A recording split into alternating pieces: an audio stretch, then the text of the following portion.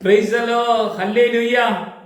ദൈവത്തെ ആരാധിക്കുക എന്ന് പറഞ്ഞാൽ നമ്മളെ തന്നെ ദൈവസന്നിധിയിൽ താഴ്ത്തുക എന്നാണ് അർത്ഥം. ഞാൻ കർത്താവിൻ്റെ മുമ്പിൽ സ്വയം താഴുക, സ്വയം താഴ്ന്ന ശേഷം അവന്റെ സന്നിധിയിൽ ആദരവ് പ്രകടിപ്പിക്കുന്നതാണ് ആരാധന എന്ന് പറയുന്നത്. യഥാർത്ഥ ആരാധനയെക്കുറിച്ച് ബൈബിൾ പറയുക, നീ നിന്റെ ശരീരങ്ങളെ ദൈവത്തിന് വിശുദ്ധിയും ദൈവത്തിന് പ്രസാദമുള്ള ഒരു യാഗമായി അർപ്പിക്കുന്നതാണ് ആരാധന. എബ്രായ ലേഖനത്തിൽ അധരബലം എന്ന സ്തോത്രയാഗം ഇടപെടാതെ അർപ്പിക്കുന്നതാണ് ആരാധന. ദൈവസന്നിധിയിൽ നമ്മൾ ആരാധന കഴിക്കുവാൻ വേണ്ടി ദൈവസന്നിധിയിൽ വിളിക്കപ്പെട്ടവരാണ്. ആരാധിക്കുമ്പോൾ ദൈവത്തിൻ്റെ സന്നിധിയിൽ നിന്ന് നമുക്ക് കിട്ടുന്ന അനുഭവങ്ങൾ, ഈ ഭൂമിയിൽ നമ്മൾ ആരാധിക്കുമ്പോൾ ചങ്ങലകൾ പൊട്ടും, ബന്ധനങ്ങൾ അഴിയും, കെട്ടുകൾ അഴിയും, രോഗം മാറും, ക്ഷീണം മാറും, ഭാരം മാറും, ജീവിതത്തിന്റെ ദുഃഖം മാറും, പ്രയാസം മാറും, എല്ലാം മാറും ആരാധിക്കുമ്പോൾ. ആരാധിക്കാനുള്ള ഒരു വരം നമുക്ക് ദൈവം തരുന്നു. ഒരിക്കൽ സമരിയക്കാരി സ്ത്രീയോട് കർത്താവ് പറഞ്ഞു, ഈ മലയിലോ യെരൂശലേമിലോ ഒന്നും അല്ല, എങ്ങനെ ആരാധിക്കണം? ആത്മാവിലും സത്യത്തിലും ആരാധിക്കണം. എങ്ങനെ ആരാധിക്കേണ്ടത്? നമ്മൾ ആത്മാവിൽ, പരിശുദ്ധാത്മാവ് നമ്മുടെ അകത്ത് വന്ന് സത്യദൈവത്തെ, യേശു കർത്താവിനെ രക്ഷിതാവും നാഥനുമായി നമ്മൾ ഏറ്റുപറഞ്ഞ് നമ്മുടെ ശരീരങ്ങളെ ദൈവത്തിന് ഏറ്റവും പ്രസാദമുള്ള ഒരു യാഗമായി അർപ്പിക്കുന്നതാണ് ആരാധന.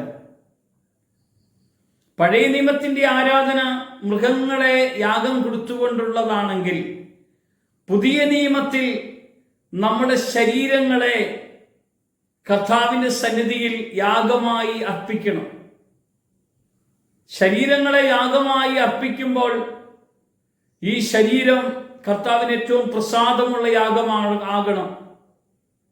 നിങ്ങൾ ഈ ലോകത്തിന് അനുരൂപരാകാതെ പ്രത്യുത നിങ്ങളുടെ മനസ്സിന്റെ നവീകരണം വഴി നിങ്ങൾ രൂപാന്തരം പ്രാപിക്കുന്ന ഒരു ആരാധനയാണ് ദൈവത്തിന് ആവശ്യം. സാധാരണ മനുഷ്യന്റെ ഒരു സാധാരണ പ്രാർത്ഥനയല്ല ദൈവത്തിന് ഇഷ്ടം.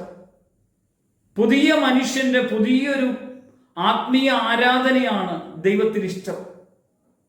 ആത്മാവിലും സത്യത്തിലും യഥാർത്ഥ ദൈവമനുഷ്യനായി ജീവിക്കുന്ന ഒരു ആരാധനയുണ്ടല്ലോ. ആരാണ് ആരാധിക്കേണ്ടത്? ശരിക്കും നമ്മൾ ബൈബിൾ പ്രകാരം നോക്കിയാൽ ആരാണ് ദൈവത്തെ ആരാധിക്കേണ്ടത്? ദൈവത്താൽ തെരഞ്ഞെടുക്കപ്പെട്ട രാജകീയ പുരോഹിത വർഗമാണ് ദൈവത്തെ ആരാധിക്കേണ്ടത്. അതാരാണ്? നമ്മൾ ഓരോരുത്തരുമാണ്. നിങ്ങൾ ദൈവത്തെ ആരാധിക്കുന്നു എങ്കിൽ ഈ ആരാധന ദൈവത്തിന് ഏറ്റവും പ്രസാദമുള്ളതായി തീരും. കാരണം ദൈവത്തെ ഹൃദയവും മനസ്സും കർത്താവിന്റെ കരങ്ങളിൽ ഏൽപ്പിച്ചുകൊണ്ടുള്ള ഒരു ആരാധനയാണ് ദൈവത്തിന് ഇഷ്ടം. ഹൃദയം എവിടെയോ, മനസ്സ് എവിടെയോ, ചിന്ത എവിടെയോ, പ്രവൃത്തി എവിടെയോ, ആലോചന എവിടെയോ, അതല്ല ദൈവത്തിന് ഇഷ്ടം. ദൈവത്തിന് ഇഷ്ടമുള്ള ആരാധന എന്താണ്? ദൈവത്തിന് ഇഷ്ടമുള്ള ആരാധന, ദൈവം ആഗ്രഹിക്കുന്ന ആരാധന, ദൈവം ഇഷ്ടപ്പെടുന്ന ആരാധന അധരബലം എന്ന സ്തോത്രയാഗത്തെ അർപ്പിക്കുന്ന ആണ് ദൈവത്തിന് ഇഷ്ടം. ദൈവം പറയുകയാണ്, മറ്റുള്ളവരോട് കരുണ കാണിക്കുന്നു, മറ്റുള്ളവരോട് സ്നേഹം, മറ്റുള്ളവരോട് ക്ഷമ, മറ്റുള്ളവരോട് ദീർഘക്ഷമ. യേശു കർത്താവ് ജീവിച്ച ജീവിതത്തെ നമ്മുടെ ജീവിതത്തിലേക്ക് പകർത്തിയുള്ള ഒരു ജീവിതം കർത്താവിന്റെ മുമ്പിൽ കാഴ്ചവെക്കുന്നതായിരിക്കണം ആരാധന എന്നുള്ളത്. നമ്മൾ സാക്ഷ്യമില്ലാതെ, കർത്താവിന് ഇഷ്ടമില്ലാത്ത, കർത്താവിന്റെ ഹിതത്തെ അനുസരിക്കാതെയുള്ള ഒന്നും ആരാധനയല്ലെന്നേ. ആരാധിക്കുമ്പോൾ ദൈവം സന്തോഷിക്കണം. അതുകൊണ്ടാണ് കർത്താവ് പറഞ്ഞത്, 99 നീതിമാനേക്കാൾ ഉപരി അനുദമിക്കുന്ന ഒരു പാവിയുടെ പ്രാർത്ഥന ദൈവം കേൾക്കുന്നു. ആ പാവിയോർത്ത് ദൈവം സന്തോഷിക്കുന്നു. സന്തോഷിക്കുന്ന ഒരു സന്തോഷം നമ്മൾ അനുഭവിക്കുന്നതാണ് ആരാധന എന്ന് പറയുന്നത്. കർത്താവിൻ്റെ കൂടെ ഈ പ്രഭാതത്തിൽ നമുക്കിരിക്കാൻ ദൈവം തന്ന ഭാഗ്യം, ദൈവത്തിൻ്റെ കൂടെ നമുക്ക് പോകാനുള്ള ദൈവത്തിൻ്റെ ആ കൃപ, അത് നമ്മൾ എപ്പോഴും അനുഭവിച്ചു വേണം കടന്നു പോകാൻ.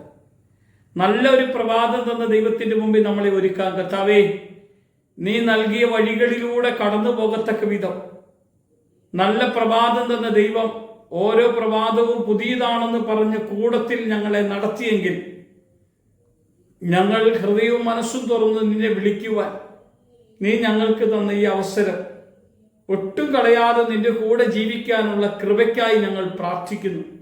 യേശു കർത്താവ് വീണ്ടും വരുമ്പോൾ അങ്ങയുടെ കൂടെ ആയിരിക്കാനുള്ള ഭാഗ്യം നീ ഞങ്ങൾക്ക് തന്ന് ഞങ്ങളെ ബലപ്പെടുത്തണം.